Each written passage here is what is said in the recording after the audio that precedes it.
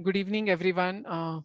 Respected Professor Vijay Paul Sharma, Dr. Srija Nair, Professor Jyoti Chandiramani, Director, Symbiosis School of Economics, my colleagues, students, agriculture economics, marketing researchers.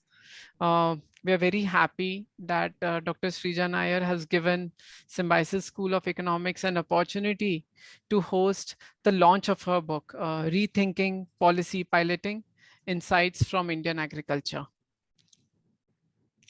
Uh, when I was just thinking what to give my introductory remarks, I got reminded of a lecture which was hosted by Pune International Center in the year 2016. It was February 2016, and Dr. Yashwant Sinha, who was earlier the finance minister at Chandrasekhar Sir's government or the NDA government.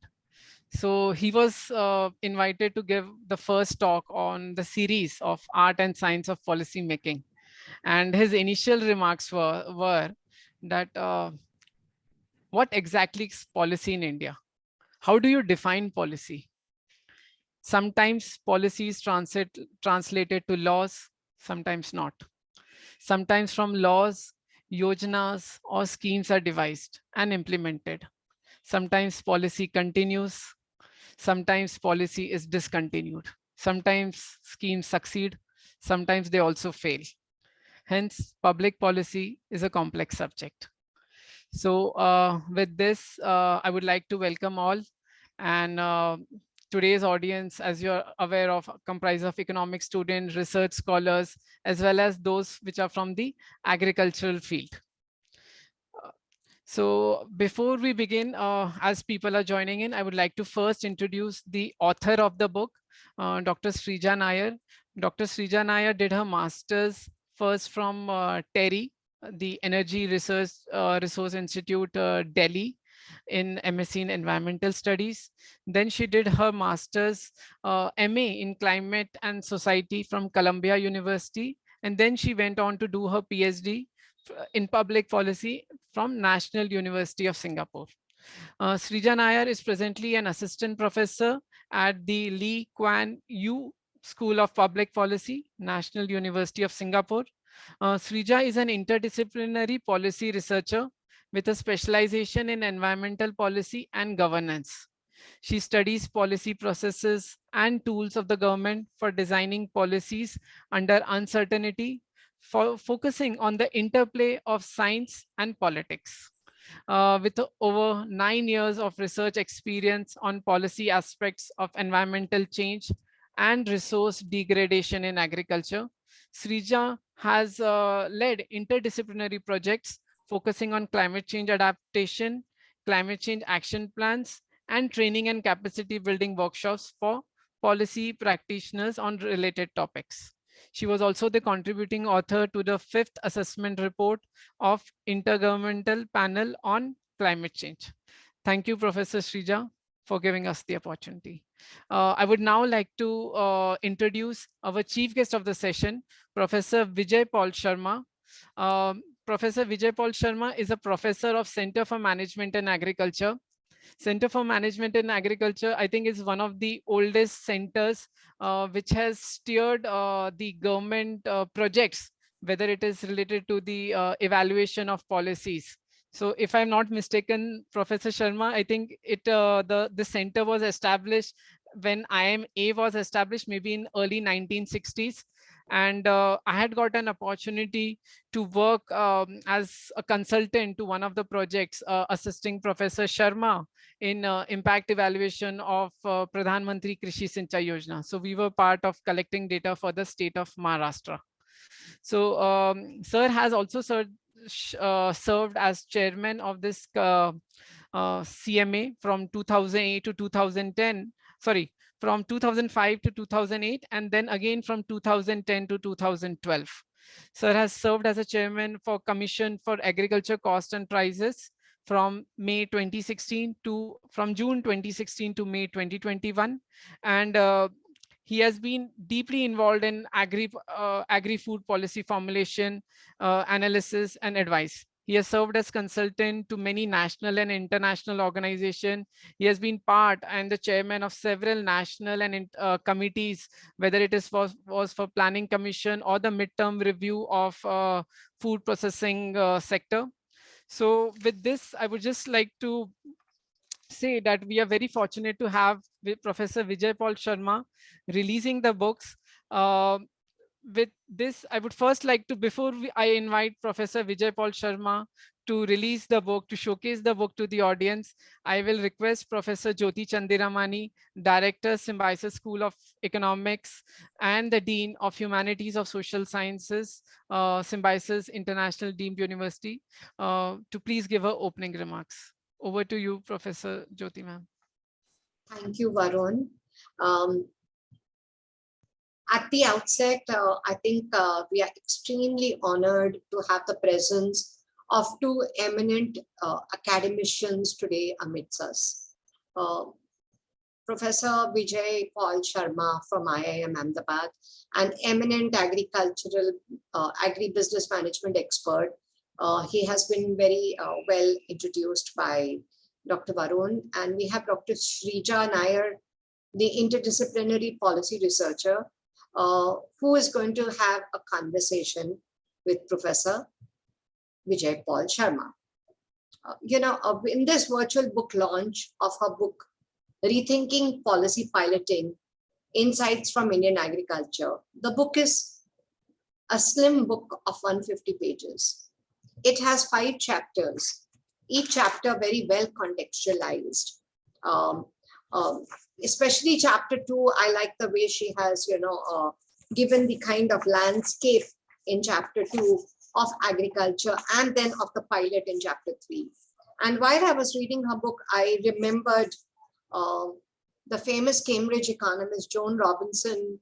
Of course, she says this for India, but I also say this for the agricultural sector, that whatever you can rightly say of India and the agricultural sector, the opposite is also true. Shrija, in my conversation with her informally, is going to touch upon all this over her discussion with you. Currently, when we look at the overview of the agricultural sector, it has really picked up post-pandemic and has its overview of, it's almost 19.9% or 20% of the GDP, which is almost after 17 years that the sector has seen a great push. While we keep talking about the 58% of population associated with agriculture, it continues to be a very predominant sector with respect to employment. The labor employed in the agricultural sector, in fact, in Santosh Mehrotra's work, has said that almost more than 60 million people have left agriculture labor from 2004-05 to 2017-18. Okay, with only 2 states seeing an increase in labor involved in agriculture, Madhya Pradesh and Chhattisgarh. The share of agriculture, in labor has declined from 57.1% to 47.8% and 41.4% in 2017-18. That is a part of the labor force. We heard in the last 1 year about the agri laws that have been introduced and the farmers' protests, which have almost gone into 13 months since it started on 25th of September, when the farmers took to the street of, the farmers of the All India Kisan Sangharsh Coordination Committee.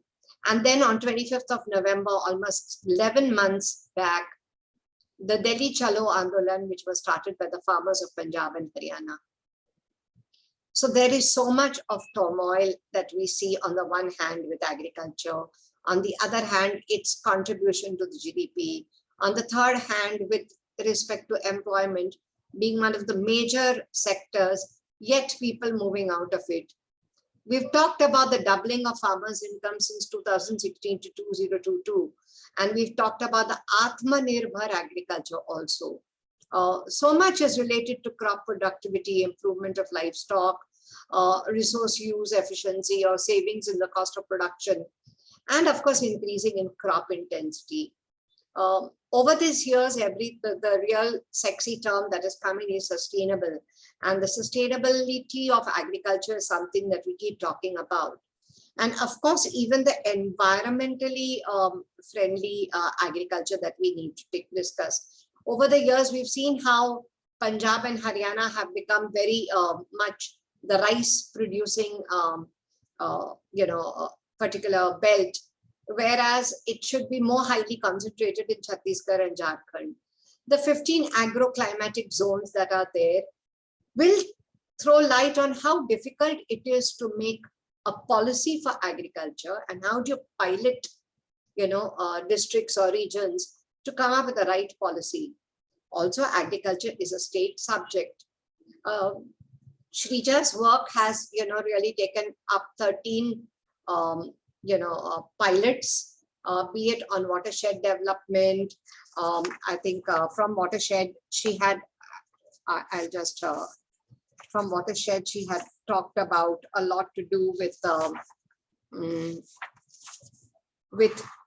fodder development, with experimental crop insurance, then with the nutritional security through intensive millet promotion, then National Agricultural Innovative Project and Agricultural Insurance Scheme. So 13 such pilots she's talked about. And she's conducted 37 interviews for governments and 10 with non-government respondents. As Varun rightly put, it's the art and science of policy making. And without further ado, I think to share this whole, aspect of the art and science of policy making, over to Vijay ji and Srija ji to make this very, very interesting conversation for our students today. Thank you. Once again, I welcome you. Thank you, Professor Jyoti Chantiramani. May I now request Professor Vijay Paul Sharma to showcase the book and make his remarks over the relevance of the book and in the context of Indian public policy in Indian agriculture. So could you just showcase the book? So, yeah. Thank you. Thank you. Congratulations to Professor Dr. Srija Nair. Over to you, Professor Sharma, for your remarks. Good afternoon, ladies and gentlemen. I'm delighted and honored to be part of this event for launch of a book titled Rethinking Policy Piloting Insights from Indian Agriculture by Dr. Srija Nair. First, I would like to congratulate Dr. Nair for her excellent efforts to write a book on such an important topic. In fact, when I was approached by Varun and Srija to be a part of this book launch event, I didn't hesitate to accept the invitation for two reasons. One is the title of the book was so relevant and so topical that I was tempted to read the book. So I wanted to, really understand what this policy piloting or experimentation is. And the second is, my keen interest and deep involvement in the policy formulation and implementation as a researcher and as a part of the policy planning process when I was associated with the Commission for Agriculture Cost and Prices. So I have very closely seen the, the policy formulation process and implementation. So I thought I would get more insights from this book in terms of looking at, the experimentation of various policy initiatives. In fact, we do have the, the system of this piloting of these major projects where we do a pilot project and based on the pilot results, we upscale or we modify or we redesign certain policies. Book is highly relevant in today's changing landscape of Indian agriculture sector. As we all know that Indian agriculture is undergoing major transformation during the last 2 to 3 decades. And in fact, the demand side drivers are the major, the factors which are shaping the, landscape of Indian agriculture. And one of the, the major reasons of the mega trends is the changing basket of Indian consumer, be it, the lower income, middle income, or high income. And we see a very dramatic shift in our consumption from, the traditional staple foods like rice and wheat to, high value segment, whether it's fruits, vegetables, maybe meat and meat products, milk and dairy products, fisheries, and the processed foods. And when it's a demand-driven phenomena, it's more important to see that our supply response matches the demand which is emerging from both the domestic market and the international market. And one of the problems with this, the changing landscape of Indian agriculture is this is highly perishable kind of a sector, be it your horticulture, livestock, or fisheries. And the kind of infrastructure, the kind of institutions which we need for this high value agriculture, which is more perishable, is entirely different from what we have been doing for the last, the 60, 70 years. The second is, in 2016, when Honorable Prime Minister made an announcement of doubling farmers' income by 2022, when India completes 75 years of independence, there was a major, the paradigm shift in our policy formulation and implementation. Prior to that, our major focus or our main objective was to look at, the increase in production. So we used to set targets for, production of various agriculture commodities or products. And if we achieved those targets, we were very happy with that. But I think with the announcement of, the doubling of farmers' income, rather than our focus on the production, farmers' welfare and farmers' income became the center stage of all our policies. And then you must have seen that after 2016, most of our policies were, reoriented towards looking at welfare of farmers. And I think that was a dramatic kind of a shift in our policy focus. As I said, that these emerging sectors or subsectors of Indian agriculture are more challenging because of a variety of reasons. And we have seen that, whether it's onions, tomatoes, potatoes, or fresh fruits and vegetables, the variability in prices is very, very high. You can see the price ranging from 5 rupees per kg to maybe 100 rupees per kg, whether it's tomato or potato or onion. To achieve these desired goals and objectives, I think we need to be more innovative. We need to be more enterprising. So business as usual approach will not, meet the kind of requirements which are there in the market. And second is we need to have some transition from, the public policy driven sector to some kind of a market driven economy, because the public policy, public sector has its own limitations, and no sector can grow without active participation of private sector. But unfortunately, our agriculture sector has remained, isolated from the corporate private sector. If I look at the total, investment which is happening into Indian agriculture, it's 2 to 3% of the total, the capital formation, which is coming from the corporate private sector. Rest of it, 97 to 98% comes from either household segment or from the public sector. And large part of that is still from the household sector. So the basic point is that we need to bring this private sector, typically the corporate private sector, on board when we are looking at, doubling farmers' income and putting the welfare of the farmers at the center stage of our discussions. And in that context, I could see, a lot of scope for, some kind of experimentation with our policies, our programs and schemes. And based on those experimentations, those piloting, I think it would be more desirable to upscale some of those initiatives which the government has been doing it. And you must have seen that in most of the programs and these schemes, we had successful piloting, and we could upscale those programs and policies. But in certain cases, we were able to make certain modifications based on our experiences from the piloting of those projects. And I think that has given very positive results.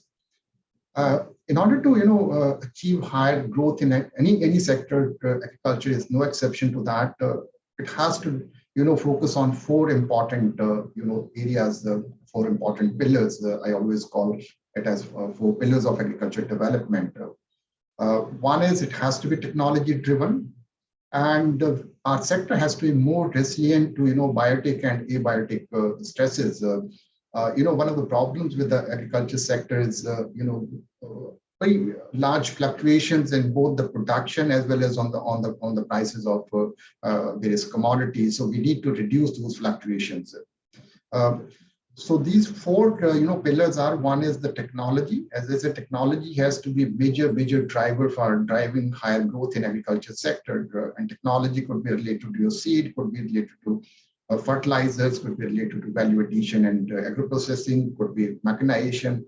So a whole lot of, these areas would require, technological upgradation, and that has to be a continuous process. It can't be that technology, once you evolve a technology, it would remain there for a longer time, because the shelf life of our technologies is becoming shorter and shorter.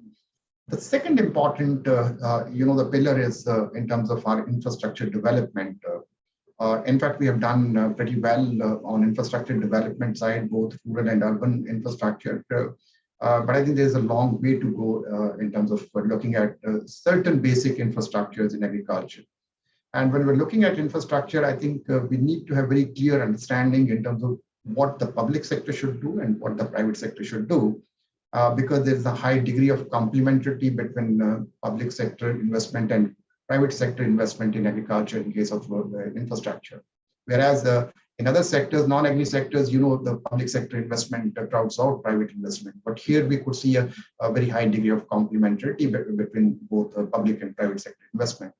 But we need to, have a very clear vision in terms of that public sector should make investment in the core, in the basic infrastructure, be it your roads, be it your, irrigation or other infrastructure, which would facilitate, investment by the private sector, mostly on the market side of whether it's market development or it's value addition and agro-processing. So we need to, work as a team, both the public sector and the private sector and the farmers and the farmers associations or farmers organizations to strengthen that infrastructure. Third is the institutional strengthening is required, because the various institutions which have been designed to meet the requirement of Indian agriculture have not changed with the time, whether it's extension services or it's your financial institutions or maybe the land reform related institutions. So we need, a renewed focus on strengthening these institutions, and maybe the technology can play an important role in that. For example, in extension services today, with the penetration of your internet and mobiles in the remotest areas, probably we can make use of that technology as a major source of information and source of extension services to the farmers. So we'll have to strengthen these, the institutions which provide various inputs and services to the sector. And last but not the least, it's the most important, is the right kind of incentives to the farmers and reducing these risks. And Dr. Nair's book talks about the risk in agriculture, and I think that's one area where we'll have to do many things to reduce that vulnerability, reduce that risk, whether it's related to the production or it's related to the market or the price risk. And the book has dedicated kind of sections on risk management. In terms of incentives, one is, I think when we talk about incentives, we always talk about only MSP and procurement, but we have to move away from so-called, this MSP and government procurement system. It has to be there, but I think the large part of this incentive structure has to be complemented by private sector, where they can provide the right kind of prices to the farmers. So we need to facilitate that entry of private sector into agriculture market. And you must have seen that the government has taken various initiatives in the recent years, whether it's in terms of amendment to your Essential Commodities Act or new acts which have been enacted by the government of India. And I'm sure that these new reforms would lead to a major change in agriculture marketing sector. So I believe this book will enrich our knowledge and enhance our understanding of policy experimentation, as I said, to innovate, to formulate new policies, to implement, and more importantly, upscale these policy interventions. So, ladies and gentlemen, let me again thank the organizers for providing me this opportunity, and also commend the author, Dr. Nair, for this initiative. Writing a book needs the strength and patience to sit for long hours, to put down your thoughts in a proper sequence. And I can understand the complexity of the sector and the complexity of the topic of our book. So I think she must have spent, the months and months in terms of conceptualizing the whole this concept and then putting it into the right framework. So sincere congratulations again to Dr. Nair on a successful book launch, and I wish the book every success. So I thank you all for your kind attention and providing me this opportunity to share a few thoughts about Indian agriculture and about the book. So thank you so much. Thank you very much. Thank you, Professor Vijay Paul Sharma, for speaking on the latest policy developments and the challenges which the Indian sector is facing and what are the opportunities. With this, I would now like to invite Dr. Srija Nair for giving a presentation on the book. But before that, I would just like to make a comment, ma'am. As a researcher, as when doing PhD or after doing PhD, I have understand the importance of books. Many times researchers write research articles, which is also very good. Matlab, we get a lot of information, methodology, but book is one where an author can write in detail. So journal article is a very short form of a research communication, whereas a book can be very useful for the readers. We get enriched by learning your thoughts, methodology in detail. So I really compliment all the authors who write and publish books. Professor Sharma, I have also recently was reading your marketed surplus book because I wanted to work on marketed surplus. So I'm really thankful for the researchers to taking pain in writing a research book, in writing a book and publishing it. With this, I invite Dr. Srija Nair to educate us and give your presentation, ma'am. Thank you very much, ma'am. Thank you. I'll just share my screen. I hope everyone can see this. Yes, ma'am. Okay. I'd like to start by thanking the Symbiosis School of Economics for hosting this session, and especially Professor Jyoti Chandraramani and for her, for agreeing to host this session, and also her kind words at the start of this session, and for Dr. Varun to having reached out to me when my book was launched a few months back. And it's indeed a deep honor for me to have Professor Vijay Paul Sharma talking about my book and launching this book to the Indian audience. And in fact, this is the first time I'm talking about the book outside of Singapore, and most of them have been in public policy schools and settings of where we are talking of policy theory, but this is a book on Indian agriculture, and it delights me immensely that I'm talking to students and researchers who are based in India. And this book, as Professor Vijay Paul just mentioned now, that a book takes a lot of sort of thought and thinking, and you might be working on a topic for a very long time. And in my case, this idea has been brewing for several years, even before starting my PhD, when I was working in India in a policy think tank, TERI, which might be familiar to many of you, the Energy and Resources Institute in New Delhi. And I was working with the Climate Change Division, where it gave me the opportunity to work very closely with policymakers who were designing environmental policies and climate change adaptation policies in different states, as well as some from the Ministry of Environment and Forests, Ministry of Agriculture. And during that time, much of my work, my team was a group of people from the physical sciences, the climate modelers, hydrological modelers, crop modeling experts, and then we had policymakers on one side. And I found myself somewhere in between, trying to make sense of these results from models and how to communicate that to farmers and officials at the district level, at the state level, and how to make sense of what it means for policy making, and what do these scientific results and projections about the future, how the climate might change, what does it mean for that, and how do they use this science in rethinking the way agriculture policies are being made. So this whole idea of writing a book on dealing with uncertainty in the future, how policies are made despite this uncertainty, was kind of brewing in the background. And in my PhD, I got an opportunity to work more deeply on this topic. And much of the field work for this book was done during my PhD.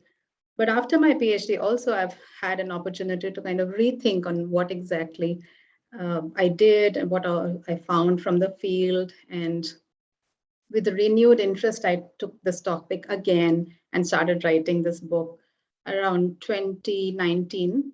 And yeah, so it took about 1.5 years to actually get this all, all the insights from all these years together. And I'm happy that it's finally out. And I would like to add that this is just a beginning of a conversation about policy piloting and its importance in not only in agriculture, but many sectors which face a lot of uncertainty. And the students at SSE, I know many of you are studying agricultural economics, and the whole idea of uncertainty and risk management, I'm hoping it will kind of speak to you in terms of how is risk managed in Indian agriculture. So I'm not an economist by training, but I'm a public policy researcher. So much of this work comes from the intersection of science and politics. And Professor Vijay Paul Sharma and Professor Jyoti as well mentioned 2 points. One was on the conflict that this whole sector faces in terms of even a small initiative could have several kind of protests and resistance from the farming communities and different stakeholders. And also the need for what Professor Vijay also highlighted, the need for policymakers to still be creative. So think it differently, think creatively, take some risks. Otherwise, how will the sector actually move ahead, especially to meet targets of food security and innovate to have new crop varieties there, more climate friendly crop varieties, those who can survive the change that the climate, the climate projections kind of predict, that, rise in temperature and all. So having temperature tolerant crop varieties and all will need a lot of substantial inputs from technology and would require the policymaker to take risks, to think differently. So how does this politics and the risk of conflict match with the policymaker being creative at the same time? So those kind of conflicts and dilemmas I kind of try to bring out from this book. So and the book is really targeted to researchers and scholars and students on who work on environmental policy, public policy, agricultural economics, and there's a bit for everybody in this book working on Indian agriculture, but not only limited to agriculture as such. Any sector which faces high degree of uncertainty could benefit from some of the insights that I mentioned. So with that, I'll just straight away dive into what I'll be talking to all of you about in the next 15 minutes or so. I'll start by laying out a basic foundation to what policy experimentation under uncertainty really means, and then grounding it in the context of Indian agriculture and piloting especially, which is an advanced form of policy experimentation, so to say. And then laying out a landscape of the agriculture policy pilots that I studied in this book, and just concluding with what I found out and some discussion points. Now, this was a project that when I was at TERI, we were working with this Canadian research institute called International Institute for Sustainable Development. It was called Creating Adaptive Policies. Actually, this was the seed of this whole idea of experimentation that I got kind of hooked on to this whole idea that as we navigate, the 21st century and we see the COVID-19 pandemic is upon us, that policymaking has to be adaptive. We can't have straight-jacketed options, unwilling to change. And in this book, the authors, my colleagues, they equate policymaking in the 21st century to gardening. So it's muddy, You have to pay attention to it, and it's experiential. You learn from experience, you learn over time, because you don't know how the growing conditions are going to change, and you just have to adapt. So one of the chapters which I wrote in this book was calling for variation in response. So students of risk management would know this very better than I do, that um, uh, one biggest point about managing risk is like, don't put all your eggs in one basket. Just spread the risk, hedge the risk, manage the risks better, have variation in your responses, have a suite of options that you can take. So in policy making, in a way, we always kind of under uncertainty, this is an approach which is much recommended to have variation in responses. So this was pretty much the idea and this book came out in 2009. It's still available online for anyone who's interested. But this was a 4-year-long project, but pretty much the first time I got interested in this whole field of decision making and policy making under uncertainty. Now, as I already mentioned, that under uncertainty, how do you continue making policies when you know that the future conditions are not very clear, but you have to take those decisions today? So one of the approaches is to design policies as experiments. So design them they are limited by the time period in which they will operate, and they're also over a smaller geographical area. So largely the idea is to use them as a predictive tool, in the sense that you're using them to pre-test policies before launching them fully, in a way to control the risk that could be there. Suppose it's going to be failure, it's going to run into implementation challenges, it's not received well by the beneficiaries or stakeholders, then the risk can be minimized. And what is the experimental part in these pilots and experiments is to demonstrate that they are really applicable to a particular policy problem, and that on implementation, they are very, very much relevant to that problem, and also that they are superior among any other alternatives that you could have considered at the same time. They are different from scientific experiments in that kind of randomization and control groups, it's not really possible when a policy experiment is launched, because it raises the ethical issues of how could you have a particular population exposed to a certain policy and keep the other part kind of not have that. So it's different in terms of that randomization and controlling of variables, and having control groups is not really possible in practice.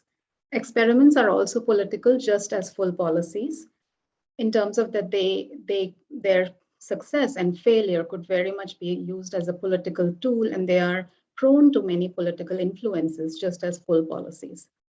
Now, pilots are an advanced form of experimentation in terms of that they are more formal and intentional, and they've advanced from a certain experimental stage, though in practice, it's not clearly understood where the experimental stage stopped and the pilot started. And the pilots, the intention here is not, at least in Indian agriculture, I could say this, that it's not to see whether the idea will work, but more in terms of how they will work. So there is a lot of intentionality in making these pilots work, but more so kind of ironing out the details of how exactly this is going to work. Now, this is the outcome that I was focusing in my study. Now, a much studied outcome in most of the research on pilots is scaling up.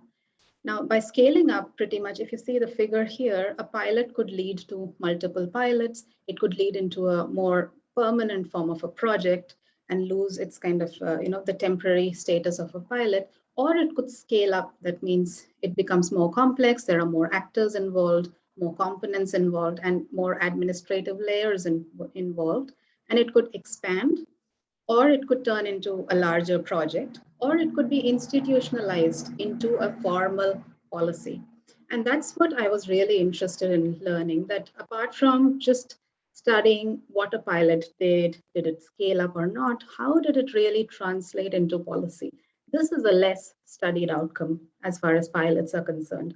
And what are the combination of design features which are at play? What is what are some of the features of these pilots which kind of lead to its scaling up. So I studied 4 design features. There are several in literature, but I was studying pilots at a national scale. There are several pilots launched by NGOs, by donor agencies, by state governments. So initially, I was trying to look at state government-led pilots, but it was just so complex and just so cumbersome that I decided, let me look at national level. Not many are looking at the national level. When the Central Ministry of Agriculture and Farmers Welfare, Government of India decides to have national level pilots for issues which are affecting agriculture in the entire country, how do they go about piloting? This was a tougher task according to me. And so I set out looking at factors which matter at the national level. So from the literature, I tried to draw 4 design features. One was a vision for diffusion. Now, by diffusion, I mean scaling up plus potential institutionalization. So it's kind of beyond just kind of geographic expansion, but it's expansion of the pilot beyond its original scope. And a vision could include having a plan for diffusion and having an end goal in mind, either geographically or policy integration. And so what I did was I studied 13 pilots, and I'll talk about them in a minute. But in terms of the vision, when I say a pilot had a broad vision, it doesn't mean it didn't know what it's going to do, but it was more experimental in the sense that we'll see as we go along. This is our kind of very broad vision, and it can be narrowed as we move along. And then there are other pilots which had a very clear vision. This has to scale up to all the rain-fed states in the country. Now, one could say, is it really a pilot if your end goal is already in mind? So that's another topic for a debate. But so I tried to code all these pilots on these 4 design features and the outcome. The second design feature I studied was the governance of a pilot in terms of partnerships for its design and implementation. So they all were led by the central government, but they had partners in the form of state governments, even NGOs, international donors. And then there was another factor that I looked at was the resemblance of or similarity of the pilot to an ongoing scheme, which it was designed to kind of replace or complement or supplement in its goals. Does it match an ongoing policy in its goals? And the fourth was, does it match an ongoing policy in its instruments, the kind of policy tools it's using to reach these goals? Now, quickly moving on to Indian agriculture, and I don't think many of you need any details on why Indian agriculture is an important and interesting case for analysis. But a large part of the country, 2/3 is rain-fed, and it brings in a lot of revenue for the country, employs nearly 49% of the population. It faces many challenges. It has a federal structure with state agriculture being a state subject. There are also statewide variations in policy implementation. But this, according to me, is the most important point, that 83% of farmers are small and marginal. So their own capacities to recover from any risk or invest in improvement in agriculture production is really low, which is where the government really steps in. There are several types of risk management strategies in agriculture. And again, the students who are on call might know this really well. There could be informal and formal strategies. And the formal strategies, which could be market-based or publicly provided, is what I focus in my book. Now, agriculture policy governance in India could have projects, schemes, plans, programs. You encounter many of these terms, and they can be launched as pilots or have pilot components. There are also centrally sponsored schemes to support the state efforts to boosting its agriculture production. And 3 of these I found were very important for my own analysis: the Rashtriya Krishi Vikas Yojana, the National Food Security Mission, and the National Mission on Sustainable Agriculture, which I also had an opportunity to work on when I was at TERI. So the idea of why I want to present these schemes is that sometimes these schemes become vehicles for pilots to kind of reintegrate back into, because so much investment has already gone into these into these very large schemes that you launch a pilot under these schemes, and these pilots kind of feed back into these initiatives. So it becomes it becomes a way for the governments to kind of maximize the resource that they put into each pilot, into each policy measures, because there are already these avenues for the pilots to kind of feed back into. Now, the search for agriculture policy experiments was quite interesting because there was no kind of ready list that I could take. There are several kind of social and technological experiments at the micro scale that were done, but that was not the focus of my work. I actually had to go through a review of several agriculture policy and planning documents and conduct expert consultations. And then I selected a period of 5 planning periods from 1990 to 2015. 1990 because liberalization reforms and decentralization reforms were coming into the country, also affecting the agriculture sector. I was looking at pilots which were launched by the central ministry directly or in partnership with state government or an external donor. They were explicitly titled as a pilot, or they were identified as such during the consultations. They should be aiming at increasing crop productivity and only food grains at the national level, because there were certain state-specific pilots as well, which talked of only one crop and focusing on only one state. That was not my under my the checklist. They were bound by time and also the geographical scale.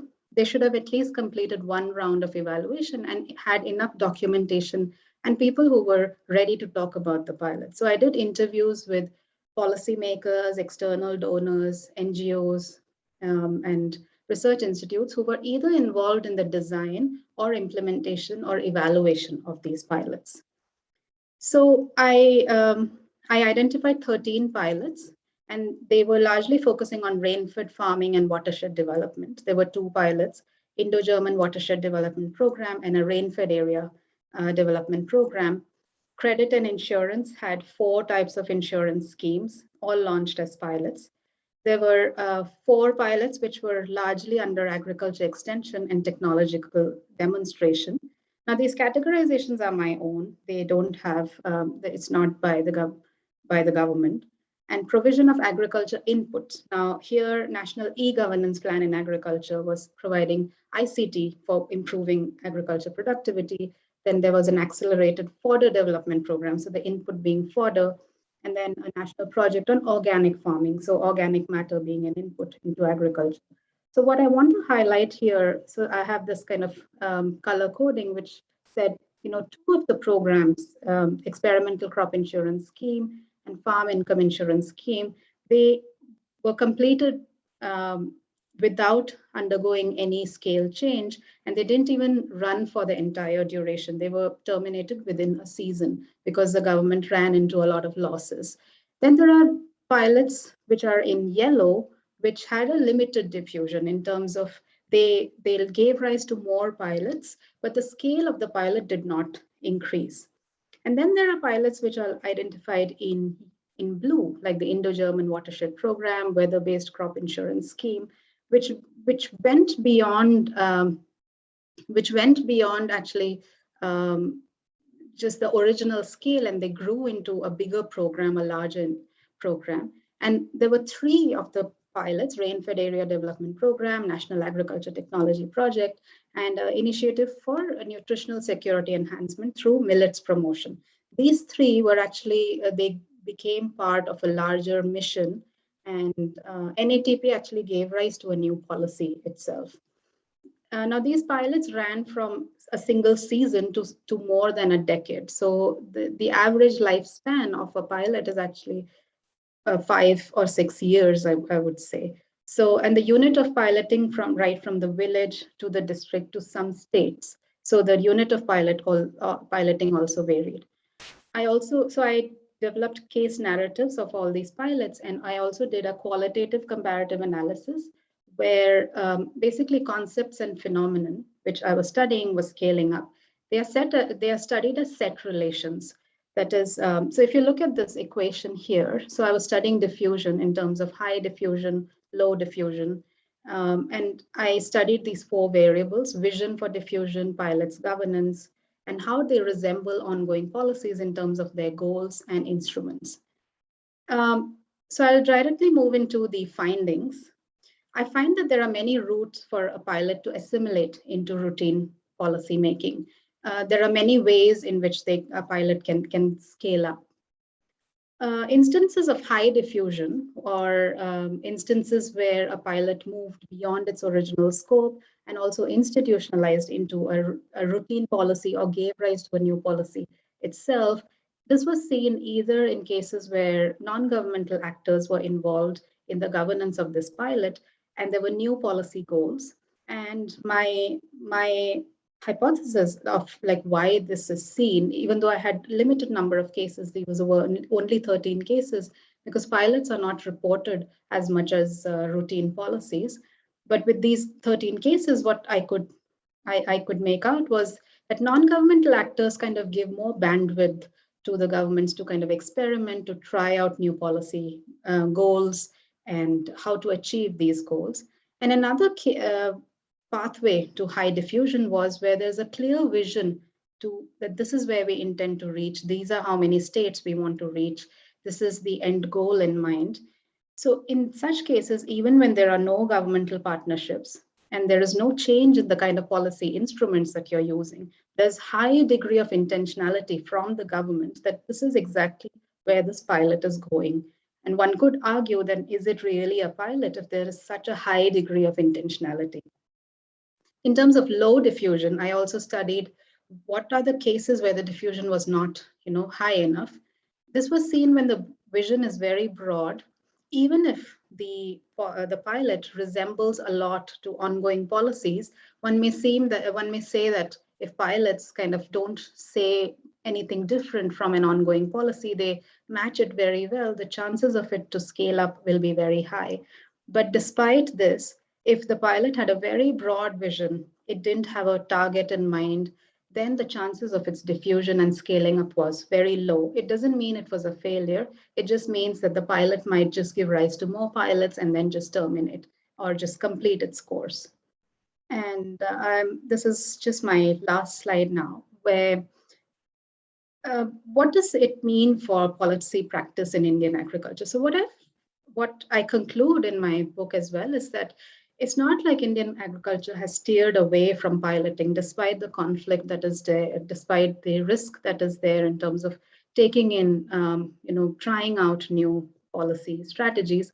Policy piloting is indeed part of Indian agriculture, and there is a lot of resource investment and political commitment at the highest level.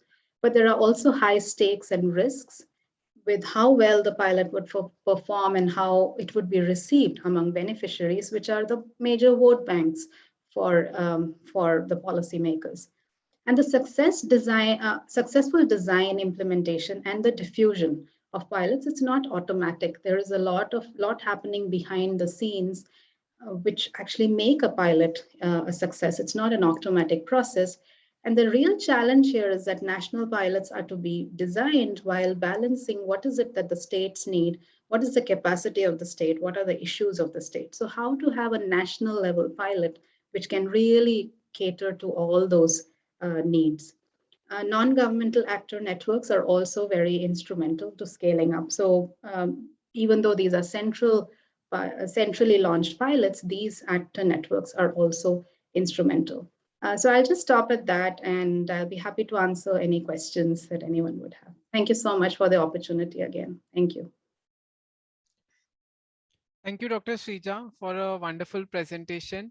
Ma'am, I was very curious to know when will this book be available for purchase? Is it like just presently a Kindle version available at Amazon, or? So at Amazon, actually, you should be able to have both versions, the hard copy as well as the Kindle. Okay, at least for the in Amazon, it was showing Kindle version and it was showing hardcover in November. And oh, okay. Yeah, you should be able to order it. I know that Cambridge University Press, they've moved their warehouse or something, and they said that there could be a delay in ordering of some books. Yeah.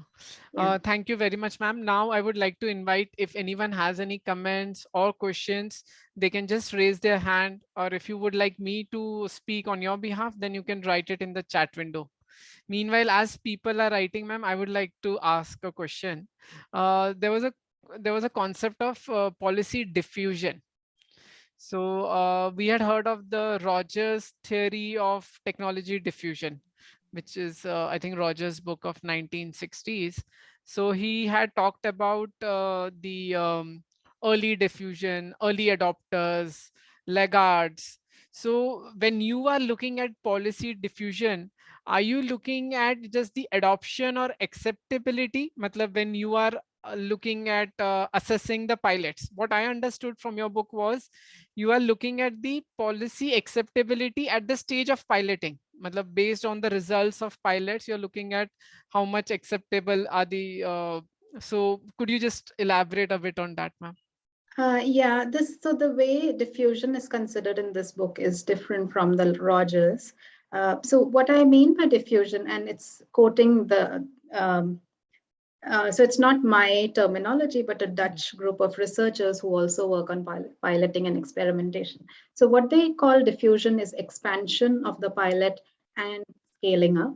So an expansion could just be geographic expansion, and scaling up would mean increase in complexity. More actors are added. So diffusion actually covers this entire spectrum. And what I was wanting to explore through my book is that there we have to move beyond just geographical expansion. So just if a pilot moves from one state to another state or to another state, there is what does it mean? Did it become more complex? Did it expand in its scope? Did it go into another policy? How did it translate into policy? So diffusion is a much broader term which covers this entire spectrum of where a pilot could go. How could it lead to a policy?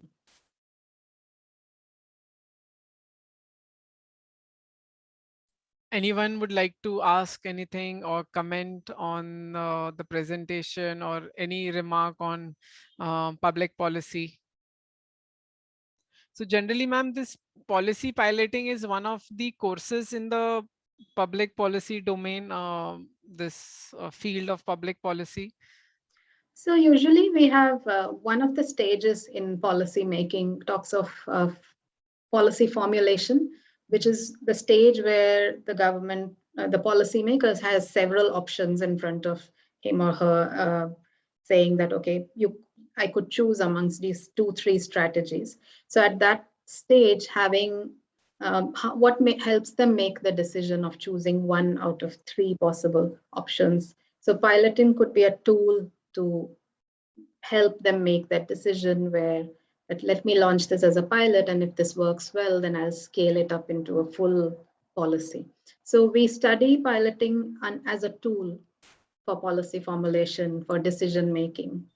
So it's studied as a tool. So it actually comes under a larger literature on decision making and policy formulation. Yeah. So, ma'am, in India, we are seeing lot many new schemes, like government is trying to DBT. Like instead of PDS, there is like coupons, food coupons, or other way around, like direct cash transfer or something. Now, like one is, there are institutions which apply for grants for to do policy testing, like Center for Management in Indian Agriculture, Center for Management, CMA of IIM Ahmedabad.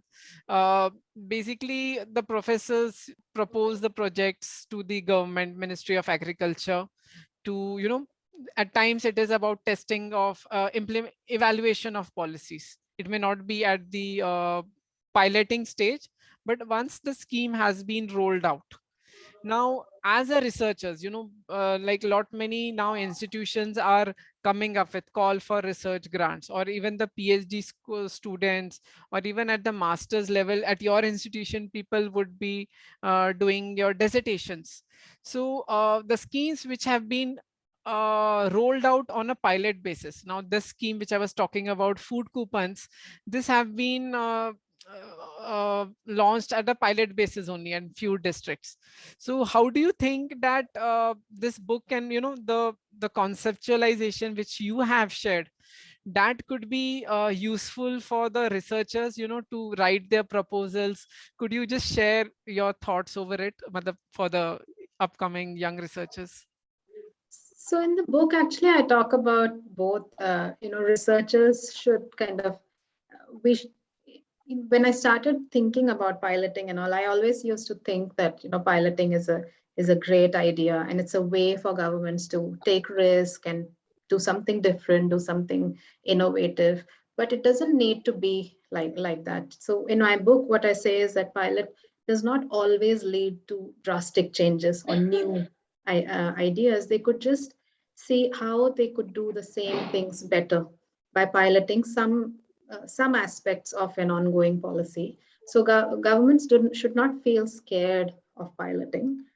And in fact, when I was doing the interviews for this research, there were some government officials who said, oh, it's not really an experiment, it's not really a pilot, because I thought there was a hesitation, because piloting an experiment could give this notion that they don't know what they're doing, or they're unsure of what to do. That's why they are piloting.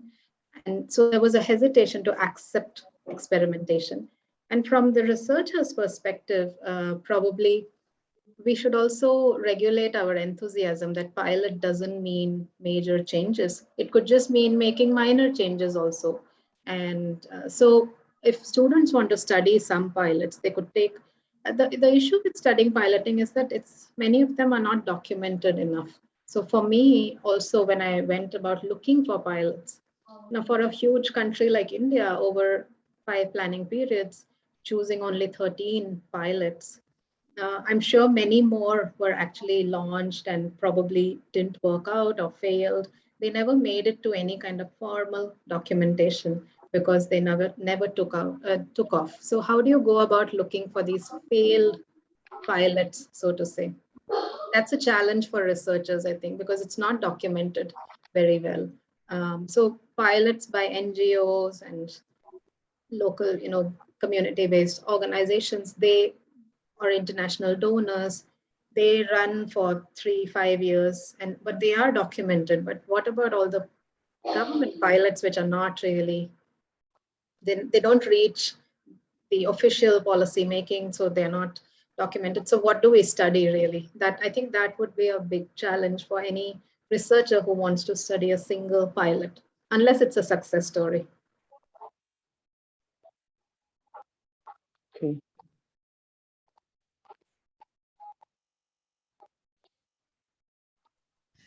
Dr. Biswajit Mondal, can you unmute yourself? You will be getting an option to unmute.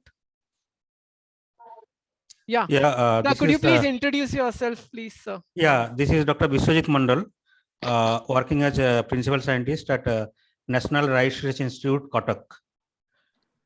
Madam, that my query is, in many areas, government adopted piloting as a tool before actual policy adoption.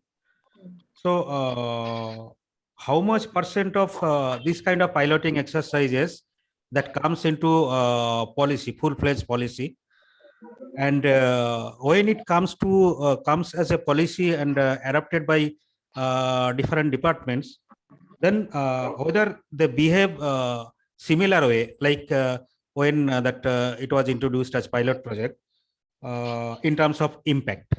So how much % of piloting that comes into full-fledged policy, and whether they behave similarly with the piloting? Okay, thank you so much, Dr. Biswajit. Very interesting questions. And the first one is particularly difficult because we don't know how many actually, because they are not documented. Not all pilots, unless they are kind of successful to some degree, not all will be known to the researcher that an idea like this was actually came to the ministry or some state government, but it did not work well. So we will never know that actually. So it's hard to say the % of percentage of pilots which actually reach the table, but they don't move ahead. So we don't know anything. In terms of whether the same pilot would behave differently, definitely a pilot, when it comes from the conceptual stage to implementation, especially different states have different capacities. So some states which are the more well-off states, they have enough resources of their own. And there is also, intention, the political will, maybe the policymaker of that state, be it the chief minister or a district collector, whoever is to implement that, if they are invested in that idea, then they would definitely, that pilot would do much better in that state. Or say the NGOs in that state are very vocal. The community level organizations are very strong in that state. Those states will have pilots which will go much further as compared to others. In my research, some of the pilots which were implemented at the state level, I could see a difference in some saying that we don't know why the central government has launched this pilot. We were doing this anyway. And even before they launched this on climate change, our state was already doing this. So there is that kind of conflict also which comes in where they don't think it's anything, a particular state which might be very progressive in terms of technological advancement, investing in new technologies, in general doing very high on socioeconomic indicators. They may feel that centrally launched pilots, that what is different in this, and they may not even need this money from the center to actually implement some of these ideas. They may be the more well-off states. So I think those kind of resources, capacities, political will makes a difference in the same pilot behaving differently in different states. Okay, thank you, ma'am. Yeah, thank you for the question. Anyone else would like to ask ma'am? I see a question in the chat box. Yeah, ma'am. Sorry, I think missed it maybe. Yeah. Yes, ma'am. I'll just read it out for the audience. So Mr. Subhash asks that Dr. Srija, could piloting of the new three farm laws could have avoided the protests and uncertainties? So ma'am, now one is there is a law, from law policies and schemes are made. So could you just maybe explain this thing like about, some suggestions? Now this is very going into the political area, so it's harder to answer that question. Now, if there is a political intention to introduce certain type of laws or certain type of policies, sometimes any kind of opportunity for consultation or any type of opportunity to allow that law or idea to come out and opening it up to discussion could actually mean that that law will never come to pass. It will never really occur. So that's where the politics of it happens. If there is an intention that we have to do this anyway, and we will launch it. If they do it as a pilot and they know that it's going to get a lot of resistance, then from the policymakers' angle, there is no incentive to launch it as a pilot. And this is usually for a lot of these kind of, raising the prices of something or having a different approach to, or increasing tariffs for some reasons. I mean, such issues will always meet with so much resistance that the policy will never come. And in that sense, the policymaker might not want to do a pilot intentionally, knowing that if they open it up for discussion, if they pilot it and allow people to give feedback, then this thing will never see the light of the day, pretty much. And in that, there could be an intention by the policymaker to hold back and just announce a scheme or a law that this is it, this is what everyone has to follow. And they very well know it's very sensitive and politically volatile, but they do it anyway, because probably they don't, otherwise it will never come to pass. Or if you really go by a process of piloting and let's see what people feel about it. Yeah, so I hope that answers the question. Of course, it could have I'm not sure if it could have avoided the protests, it would have met with a lot of resistance for sure. Even as a pilot, it would have met with a lot of resistance. And at that time, the policymaker could choose that, oh, there's a lot of resistance, people are not happy about it, farmers are not happy about it, let me not go ahead with it. But if the policymaker doesn't want that as an option, then they will not launch a pilot. They will just go ahead with the policy itself. Thank you, ma'am. Your presentation and this comment, it made me realize that many times the central government, the union government, takes up the schemes which have been implemented at the state level and then roll it out on the national basis. So for example, some like Dr. Sukhpal Singh of IIM Ahmedabad was saying that the contract farming law, one of the law is related to contract farming, that was actually similarly was passed by the Congress government in the year 2015. It was already put in place in Punjab, although the contract farming in Punjab happens at a low scale, not a very high scale. So it did not had any protest, but now it is having protest. So I think so many times the central government policies are made from state government if they Yeah. are successful. Yeah, so they could use the state as a model for scaling up, or if there are schemes which they think should go to the entire nation as such, they will just have a more top-down approach and roll it from the top, and then just say this is what is going to roll out to the entire nation, irrespective of it may have differences at the state level. We are just having a couple of minutes left. So if anyone wants to ask any question or give comment, they are most likely to mention. Okay. So Dr. Bhupesh Chintamani asks, as we know, agricultural credit policies designed by the government and implemented in India are mainly supply driven through targeted ground level credit. However, agriculture still faces challenges such as capital, regional disparity, dependence on by small by small and marginal farmers, tenant farmers, and landless, etc. What are the suggestion pilot you suggest on the same? So Bhupesh, if you want to unmute, you can ask question very specifically, pinpointedly. I think your last part of your comment is your question about suggested pilot on ground level credit. So ma'am, tough question. Yeah, I mean, if I understand this correctly, it's like the agriculture credit policies, they are being launched, but there are still a whole lot of issues why, there's still these kind of loans, insurance, and other credit, the schemes are not being taken up so much by the farming community, even though there are many schemes. And in fact, in my research as well, I study four of the pilots were actually insurance schemes, which I study.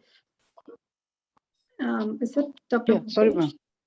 Yeah, Yes, Bhupesh. ma'am. My question is the similar one related to the farmer producer organizations and farmer producer companies also been supported by agriculture policies, and there also we can see easily the percentage of the availing credit and actual use.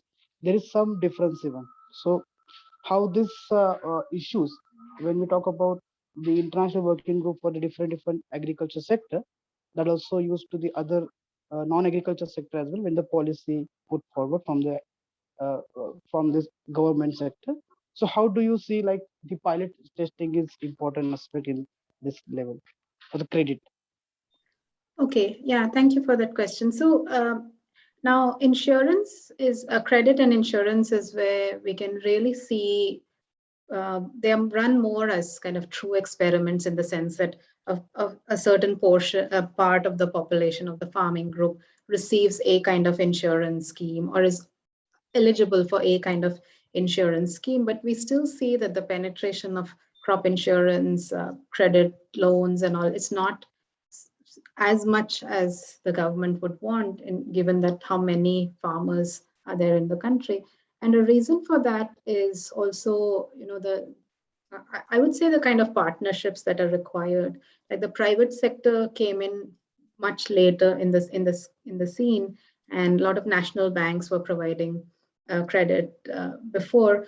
But if you allow the markets to kind of fully take over, then really, how will small and marginal farmers really benefit from the kind of support that the policy makers or the governments can provide? Because they can't be left totally at the mercy of the market forces. So I feel that a lot is also because lack of information. Not many farmers really know about their eligibility or how really to go about getting credit and insurance, what all is eligible, even getting a tractor or something. Everything can be on rental, on credit, and they can use loans. And also just, I think, a fear of kind of default and what would that mean in terms of just getting into this whole credit and insurance business. And is it just better to kind of take some money from a neighbor, for example, rather than going through this whole route of getting into the. So I think there's a lot of hesitation and misinformation, which is affecting why more farmers are not part of this whole drive towards credit policies, which the government is actually putting forward. I think there's a lot of misinformation and lack of information to the farmers, and more fear and distrust probably. Thank you, Dr. Bhupesh. Yeah. Ma'am, just one last comment or question from me before I invite Dr. Ranjan Das, our associate professor, to give vote of thanks. Ma'am, the CSR, corporate social responsibilities. Now, many times companies also come up with their schemes for empowerment or developmental work. Now, such kind of policy piloting also works at their level. One is state level, national level, and one is at the policy piloting at the company's level for CSR or at the NGO level. Any quick comment over that before I invite sir to do that, ask to. So a lot of piloting which is happening in India, and especially for agriculture, is happening at the micro level. So there are NGOs or there are companies who are doing it as part of CSR. They're trying it out. Now, those kind of piloting is more easy because it's being done either in one village or a few villages. The risk, the amount of institutional support that they need, the kind of infrastructure that they need to put, it's much easier to coordinate. But how to scale this up, that's where the government comes in. If there is an idea that has worked, they would need something like the government machinery to really scale it up throughout the country, or some states or few states, or say all rice producing states, they use a particular technology. So, I mean, nothing can beat the power and the resources that the government has. So those pilots by corporates and NGOs, they can achieve success at a small scale, which is also very good, that at least they're, even if one village is helped, or group of farmers are helped, so cooperatives and all, they are doing their bit, which is great. But any kind of scaling up that they need would need resources of a massive nature, and it would need the government support to scale up. So pilot at the micro scale it could become a success, but it doesn't translate into scaling up. Thank you. Thanks a ton, ma'am. Thanks for the useful comment. May I now invite Dr. Ranjan Das, Associate Professor, Symbiosis School of Economics. He has done his PhD from Center for Development Studies, Trivandrum. So may I request you to propose vote of thanks? So thank you, Barun. Good evening to all. Let me start by giving it's an extremely privilege for me to propose vote of thanks. Let me start with the inauguration talk, introduction talk by Professor Chandramani. He highlighted the books, what are the let's say plate on the books, and what is offering special things compared to the existing books. Thank you, Mark, highlighting the strength of the books. And also let me thank also Professor Vijay Sharma, highlighting 4 key things and linking with the book, right? So the first one is technology, and second one is infrastructure, third one is institutional setup, and fourth one is the incentives, right? So these 4 aspects and linking with the books, how it is, let's say, involving all the stakeholder and learning, experimental learning from the piloting. And let me caution you that agriculture is highly diverse sector. and the crops are diversified, climates are diversified, and particularly the Indian agriculture sector, which consists of 90% marginal small farmers. There's a hesitancy accepting technology, there's hesitancy accepting loans, and there's hesitancy of many parts. So I'm sure this your inputs will be helpful to improve the books. I'm sure Sridhar might be, Dr. Sridhar might be planning to write new books on this aspect and expanding the scopes and involving Indian experience. And also remember that the development sector and the agriculture sector in developed countries is much different from Indian agriculture sector. So I'm sure that Dr. Sridhar will take these inputs and incorporate the comments and improve the books maybe second edition. And coming back to the books, rethinking policy piloting insight from Indian agriculture, and this provides a little bit of new, let's say, new things, new ideas, the way looking for the agriculture sector. Agriculture sector is vital, although it is contributing only 15 to 20% of GDP, but it is vital for the food security, for the employment, and also it is extremely diversified sector, heterogeneous sectors, right? So, and all of you know that the public investment has come down significantly in the agriculture sector. At the same time, private investment has not gone up, despite the sector is open for the private investment, particularly FDI, and this is turned out to be a failure. FDI has always a foreign producer, everything have not involved that in that extent. Yeah. So technology diffusion, technology inclusion. In fact, it has not happened in large ways. And also remember that agriculture is the hand of the states. The agriculture sector is the Indian state law. Very few are there in the central level. So my comments are also that this very book is very relevant. Policy learning from the experimental involving various policy stakeholders.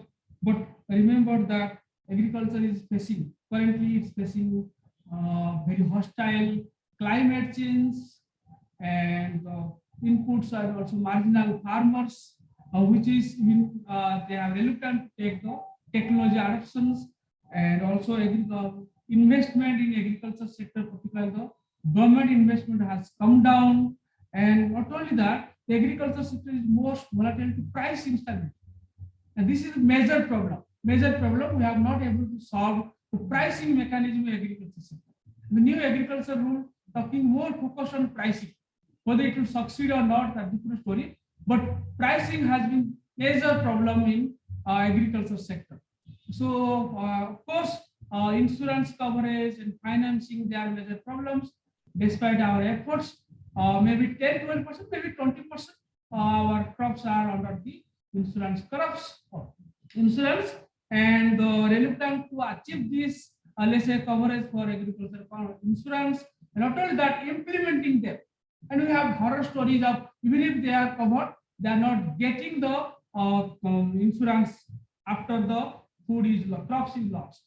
So that is also there. So I'm sure this book is a timely one, and it bring back the agriculture sector focus of discussion in the policy arena, policy domain right now. And particularly now you have already known this, the hunger index, we have slipped very badly. So therefore agriculture sector has to be highlighted. And not only that, the Indian conditions and the climates and the farmers condition has to be taken care, has to be included when the policy discourses has to be decided. Thank you so much. Thank you so much for and also thank you for the couple of questions, those who have attended it and those who are asking. I think it's extremely relevant. So we are going back to the 50s, 60s and discussing the relevance of agriculture. So thank you so much for reminding us the development paradigm shift from this let's say manufacturing sector to agriculture, let's say service sector to going back to the agriculture. Thank you so much. Thank you. I would urge everyone to please recommend the book to your college libraries, institute libraries, so that it will benefit not only us, but future researchers and students as well. Thank you everyone for joining. Thank you. Thank you, ma'am. Thank you, Varun. Thank you, Prof. Thank you, Vijay, sir. and thank you, Prof. Jyoti. Thank you. Thanks, Prof. Ranjan. Thank Yeah, you. thanks for everyone to join, who Thank you, joined in Srija. today. Thank you, Biswajit Mandal, and thank you, Professor Vijay. Has Professor Vijay left? No, ma'am. Janardhan sir, you can stop recording.